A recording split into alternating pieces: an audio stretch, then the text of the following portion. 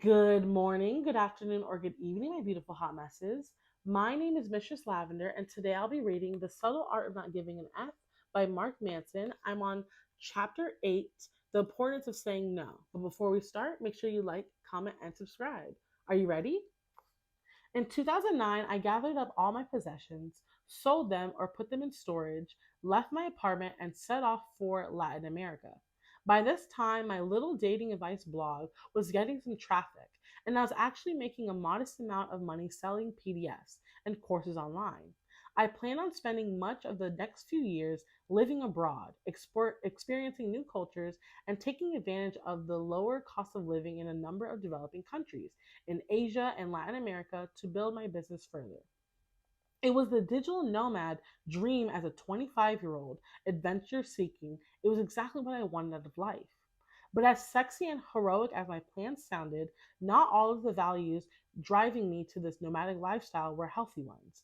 Sure, I had some admirable values going on, a thirst to see the world, a curiosity of people and culture, some old fashioned adventure seeking, but there was also existed a faint outline of shame underlying everything else.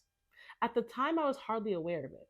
But if I was completely honest with myself, I knew there was a screwed up value lurking there, somewhere beneath the surface.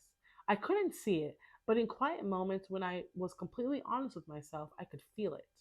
Along with the entitlement of my early 20s, the real traumatic S of my teenage years had left me with a nice bundle of commitment issues. I had spent the past few years overcompensating for the inadequacy and social anxiety of my teenage years. And as a result, I felt like I could meet anybody I wanted, be friends with anybody I wanted, love anybody I wanted, have sex with anybody I wanted. So why would I ever commit to a single person or even a single social group, a single city or country or culture? If I could experience everything equally, then I should experience them all equally, right? Armed with the grandiose sense of connectivity to the world, I bounced back and forth across countries and oceans in a game of global hopscotch that lasted over 5 years. I visited 55 countries, made dozens of friends, and found myself in the arms of a number of lovers, all of whom were quickly replaced by some of whom were already forgotten by the next flight in the next city. It was a strange life, repelled with fantastic, horizon branching experiences, as well as superficial highs designed to numb my underlying pain. It seemed both so profound yet so meaningless at the same time. And it still does. Some, some, some of my greatest life lessons and character defining moments came on the road during this period, but some of the biggest waste of my time and energy came during this period as well. Now I live in New York. I have a house and furniture and an electric bill and a wife. None of it is particularly glamorous or exciting, and I like it that way. Because after all the years of excitement, the biggest lesson I took from my adventuring was this: absolute freedom by itself means nothing. Freedom grants opportunity for greater meaning, but by itself, there is nothing necessarily meaningful about it.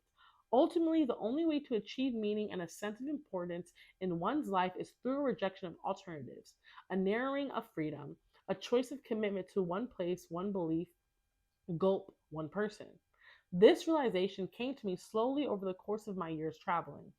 As with most excesses in life, you have to drown yourself in them to realize they don't make you happy, such as traveling with me.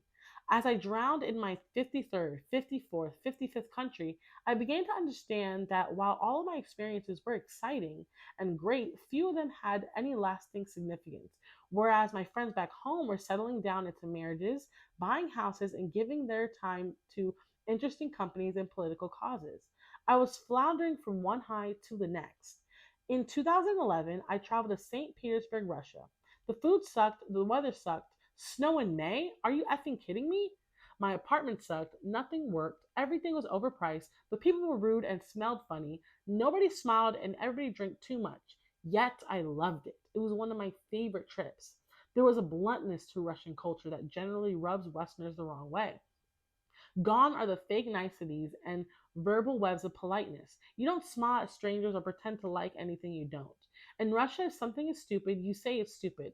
If someone is being an a hole, you tell them that he's being an a hole. If you really like someone and are having a great time, you tell her that you like her and are having a great time. It doesn't matter if this person is your friend, a stranger, or someone you met 5 minutes ago on the street. The first week, I found all of this really uncomfortable. I went on a coffee date with a Russian girl, and within 3 minutes of sitting down, she looked at me funny and told me that I just said something stupid. I nearly choked on my drink. There was nothing combative about the way she said it. It was spoken as if it was a mundane fact, like the quality of the weather that day or her shoe size, but I was still shocked. After all, in the West, such outspokenness is seen as highly offensive, especially from someone you just met. But it went this way with everyone. Everyone came across as rude all the time. And as a result, my Western coddled mind felt attacked on all sides. Nagging insecurities began to surface in situations where they had existed in years. But as the weeks were on, I got used to, to, to, to, to the frankness, much as I did the midnight sunsets and the vodka that went down like ice waters.